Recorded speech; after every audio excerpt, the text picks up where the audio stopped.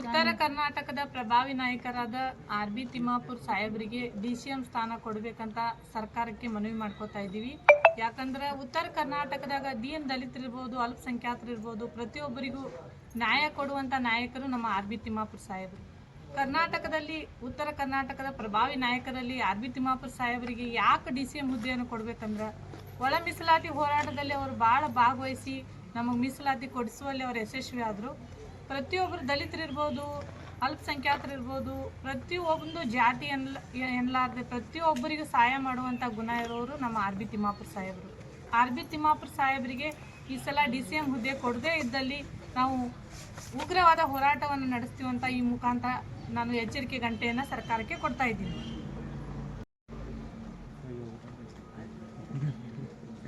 RB Timmapur ಸಾಹೇಬರಿಗೆ